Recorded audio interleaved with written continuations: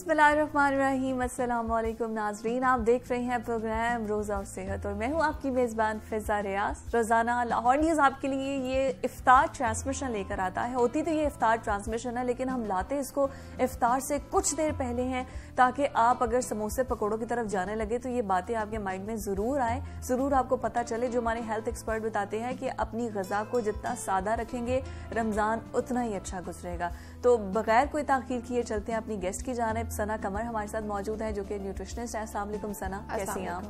रमज़ान कैसा गुजरा आपका? बहुत अच्छा गुजरा माशाल्लाह। भाई क्या बात है। न्यूट्रिशन भी अगर कहीं हमारा रमज़ान नहीं सही गुजरा तो फिर न्यूट्रिशन से क्या पूछना है हमने। आपका रमज़ान बेहतरीन गुजरा है। अब हम तो रोजे रख रख के डिहाइड्रेशन इतनी ज़्यादा हो गई है कि हम एसिडिटी और मुख्तलिफ किस्म की बीमारियों के मरीज बन चुके हैं, इवन जो नॉर्मल लोग भी हैं। तो फिर आप उन्हें क्या डाइट प्लान देते हैं, क्या सजेस्ट करते हैं? पानी की कमी को किस तरह पूरा कर सकते हैं हम? फिज़ा, जब हमारा स्टार्ट होता है रमज़ान तो बहुत सारे लोग ना डाइट प्लान इस पॉइंट ऑफ व्यू से लेते हैं कि उनको वेट लॉस भी करना है। हाँ। और वेट लॉस भी करना है, उसके साथ साथ उनको हेल्दी भी रहना है। जो तो न्यूट्रिशनिस्ट को कंसल्ट कर लेते हैं वो तो अपनी रूटीन के मुताबिक चलते हैं, but most of the people क्या करते हैं, उनको पता नहीं होता कि अपनी डाइट में लेना क्या है और वो इस तरह की गलतियां करते हैं जिसमें फ्राइड आइटम्स वो बहुत ज्यादा कंज्यूम कर लेते हैं।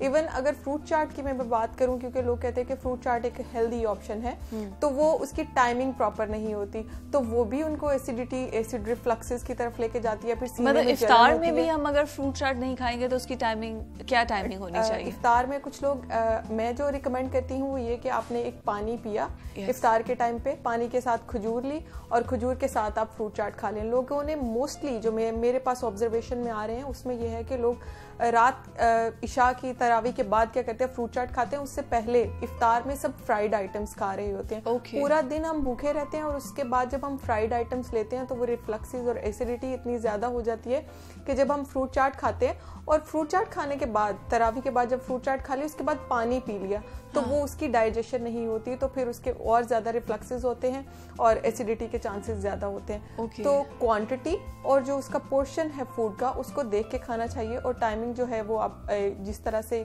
न्यूट्रिशन एक्सपर्ट रिकमेंड करता है उसके अकॉर्डिंगली लेना चाहिए।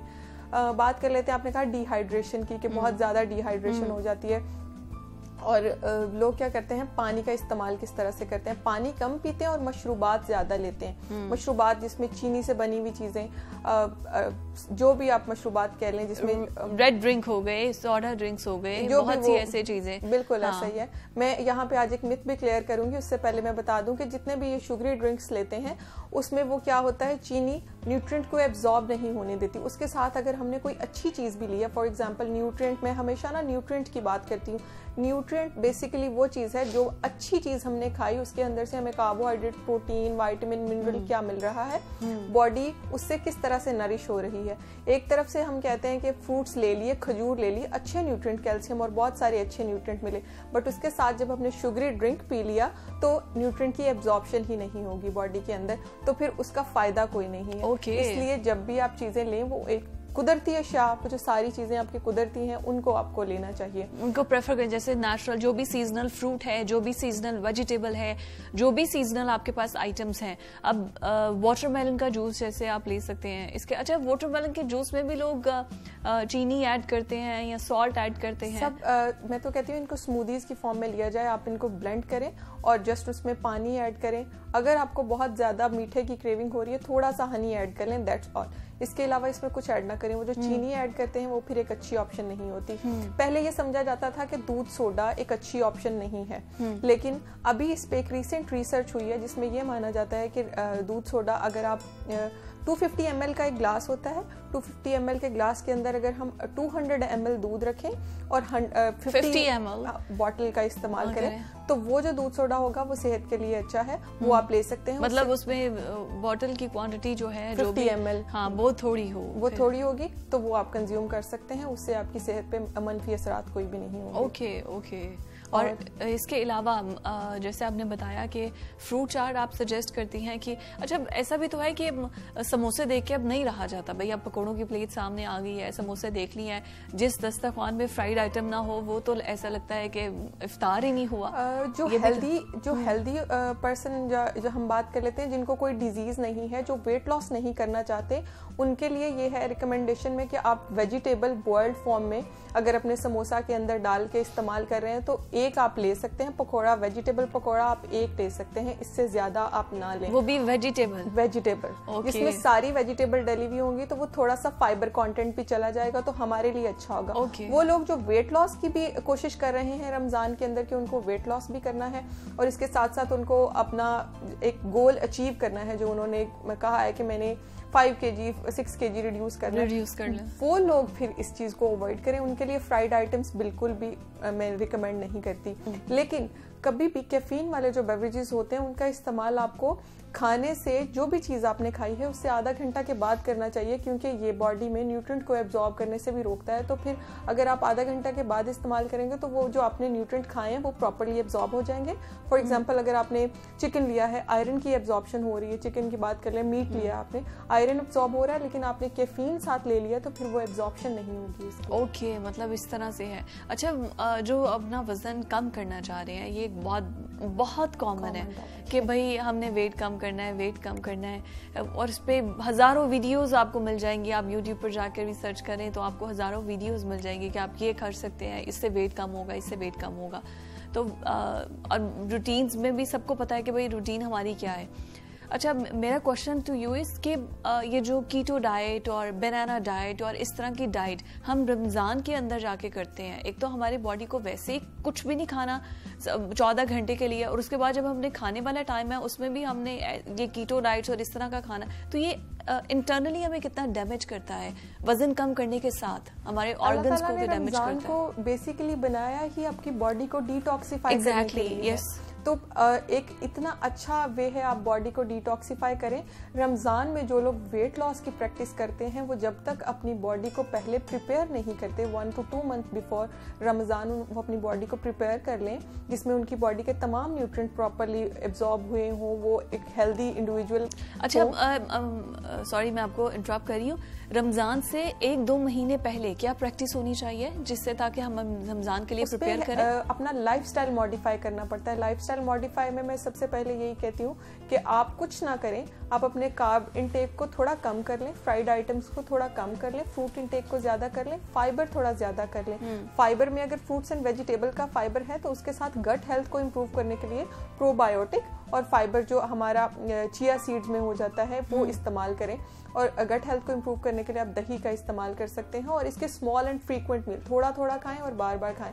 उसके बाद रमज़ान के अंदर वेट लॉस की प्रैक्टिस करनी है तो कभी भी अपने आप को, कैलोरी डेफिसिट में हम चले जाते हैं लेकिन न्यूट्रिएंट डेफिसिट में आपने कभी भी नहीं जाने देना। तो वो जब आप प्रॉपर्ली लेंगे तो फिर वेट लॉस भी होगा। बॉडी का ना एक मैकेनिज्म है कि जब इसके अंदर न्यूट्रिएंट पूरे हैं तो सेल का जो है ना एक साइकिल 120 डेज का जो साइकिल होता है वो प्रॉपर्ली चलता रहता है। तो वो साइकिल को चलाने के लिए हमें न्यूट्रिएंट्स चाहिए, विटामिन मिनरल आपके पूरे हैं बॉडी के अंदर। तो फिर अच्छा, ये विटामिन्स की आपने बात की है, तो विटामिन्स ले सकते हैं जो सप्लीमेंट्स लेते हैं रमजान में, हम इन्हें कंटिन्यू करना चाहिए? सप्लीमेंट अगर सिंथेटिक सप्लीमेंट्स की बात की जाए तो वो प्रोलॉन्ग पीरियड के लिए नहीं ले सकते। हम अगर अपने विटामिन मिनरल फूड से पूरे करें तो वो ज्यादा बेहतर है। और इसके साथ साथ हमारे पास हर्बल सप्लीमेंट्स की ऑप्शन है। हर्बल सप्लीमेंट में एक सप्लीमेंट आजकल मार्केट में भी बहुत ज्यादा इन है, वो है मोरिंगा। मोरिंगा एक ऐसा पौधा है, उसके पत्तों के साथ पाउडर बनाया जाता है और फिर उसको आप मार्केट में अवेलेबिलिटी है उसकी, आप वहां से परचेज करके ले सकते हैं। मोरिंगा के अंदर कैल्शियम के साथ साथ और बाकी सारे न्यूट्रिएंट बहुत अच्छी अमाउंट में प्रेजेंट होते हैं। तो अगर आप मोरिंगा लेके और उसके साथ आप हेल्दी फूड ले रहे हैं तो एक बहुत अच्छा वेट लॉस प्रैक्टिस हो जाती है। मोरिंगा से वेट कम करने के लिए या बॉडी के अंदर न्यूट्रिएंट्स और विटामिन्स को पूरा करने के लिए? ओके। और जिनका वेट स्टक हो जाता है एक स्टेज पर आके, वेट मोस्टली वुमेन में ये चीज पाई जाती है कि वो पीसीओएस में जब चली जाती है, हार्मोनल इम्बैलेंस होता है तो उनका वेट स्टक हो जाता है और फॉल्स प्रैक्टिसेस करती हैं वेट लॉस के लिए, तो उनका भी एक टाइम आता है कि वेट स्टक हो जाता है। उस वेट स्टक को ये मोरिंगा जो है ना बहुत अच्छे से लेकर चलता है। और ये इजीली अवेलेबल है मार्केट में अवेलेबल है, मेडिकल स्टोर से या मेडिकल स्टोर पे अवेलेबल है। और अगर आपको कहीं से नहीं मिलता तो मोरिंगा का पौधा आपको कहीं से भी पूछेंगे तो वो आराम से उसके पत्ते लाएं, घर में बना के भी खा सकते हैं उसको। ये ज्यादा अच्छा है कि आप बिल्कुल फ्रेश लाएं, खुद लाएं और उसको घर में बना के। खैर ये प्रैक्टिस है। अच्छा, स्पेशली जो प्रेग्नेंट वुमेन्स हैं, प्रेगनेंसी के बाद ये एक इशू बहुत ज्यादा आता है औरतों में कि उनका बॉडी मास जो है वो ज्यादा हो जाता है और उसके बाद वो फैट जम जाता है, वो उतरता ही नहीं है, कोशिश भी करें तो कम नहीं होता। तो उनको क्या रिकमेंड करती है? पहली बात तो ये है कि जब तक वो लैक्टेशन पीरियड में है तब तक वो ऐसी कोई प्रैक्टिस ना करें जिससे वेट लॉस हो। राइट। और मोस्ट ऑफ द वुमेन क्या करती हैं कि उनकी लैक्टेशन प्रॉपर नहीं होती, वो बेबी को फॉर्मूला फीड पे ले जाती हैं। और अगर वो लैक्टेशन का जो अमल है उसको लेकर चलें तो फिर 6 मंथ के टाइम पीरियड में वो अपनी बॉडी शेप में प्रॉपरली बैक हो रहा होता है उनका बॉडी शेप। लेकिन अगर वो फॉर्मूला फीड में होती हैं और लैक्टेशन को प्रेफरेंस नहीं देती तो ये एक बहुत बड़ी चीज़ है कि वो अपना प्रॉपरली वेट लॉस नहीं कर पा रही होती। और फिर एक बात आ जाती है कि वो डिप्रेशन में गई भी होती है कि ये इतना वेट है, ये किस तरह से उतरेगा। एग्जैक्टली। वो उस डिप्रेशन में बहुत सारी फॉल्स प्रैक्टिसेस कर लेती हैं बहुत इमीडिएट टाइम में, बहुत जल्दी 1-2 मंथ गुजरते हैं और उसके बाद से वो वेट लॉस की प्रैक्टिस स्टार्ट कर देती हैं, जो कि गलत है। मैक्सिमम 6 मंथ के बाद आपको ये प्रैक्टिस स्टार्ट करनी चाहिए। तो क्या प्रैक्टिस होती है? आपने किस तरह मैं तो खैर स्पेसिफिक अर्ली बॉर्न बेबी जिन्होंने अभी डिलीवर किया उसके लिए जो मतलब लेट आफ्टर 6 या आफ्टर 1 ईयर उनका वेट स्टिल स्टक है, क्योंकि ये औरतों को बहुत ज़्यादा मसला आता है। वो फिर इश्यूज पर्सनल लाइफ के भी आते हैं कि भाई वेट बढ़ गया है और कहीं जा नहीं सकते, कहीं फैमिली में नहीं आ जा सकते। हाँ, मतलब ऐसे कॉमन है ना ये, रोजमर्रा आप यही देखते हैं घरों में कि भाई वेट बढ़ गया है, अब क्या करें। बाकी लड़कियां स्लिम स्मार्ट हैं और हम बेबी की डिलीवरी के बाद बहुत ज्यादा मोटे हो गए हैं, फैल गए हैं। एक तो हार्मोनल चेंजेस भी होते हैं जिसकी वजह से ये चीज फेस करनी पड़ती है, और दूसरा फिजिकल एक्टिविटी उनकी बहुत कम हो जाती है। वो फिजिकल एक्टिविटी किस चीज को काउंट करती है? वो फिजिकल एक्टिविटी घर के कामों को काउंट करती है। लेकिन वो फिजिकल एक्टिविटी नहीं है। अगर आप बॉडी को प्रॉपरली 45 मिनट देंगे जिसमें वॉक हो सकती है, 25 मिनट की कोई भी एक्सरसाइज हो सकती है जो हम लोग हेल्दी डाइट के साथ रिकमेंड करते हैं, तो फिर आप जो है अपना गोल अचीव कर सकती हैं। इट टेक्स टाइम, जो आपको थोड़ा सा टाइम लगेगा लेकिन ये हो जाता है। एक्सरसाइज क्या, हैवी वेटेड एक्सरसाइज या कार्डियो या योगा, क्या आप रिकमेंड करते हैं? सबसे बेस्ट है आप वॉक कर लें 45 मिनट्स। 45 मिनट्स और fast walk, brisk walk. Okay, alright. मतलब उस ये भी ऐसा है कि कुछ गेस्ट मेरे पास आए थे, वो कहते हैं कि आप अपनी बॉडी को एडिक्टेड ना करें वॉक के।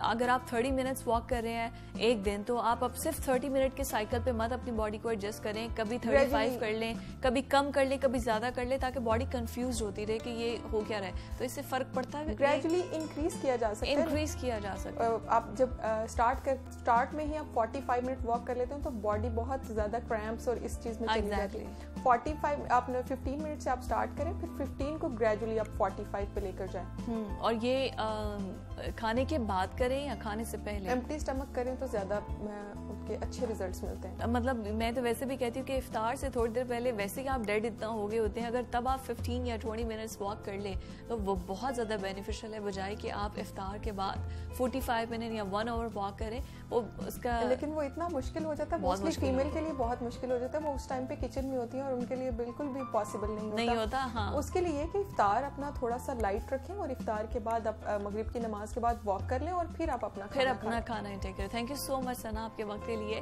और नाजरीन, मकसद ये सिर्फ था कि जिन्होंने अपना वेट कम करना है, हम जितनी टिप्स आपको दे सकते हैं वो टिप्स आपको दे रहे हैं। इम्प्लीमेंटेशन आपका काम है, इम्प्लीमेंट हम नहीं कर पा सकते। आज के प्रोग्राम से मुझे इजाजत दीजिए। अल्लाह हाफिज।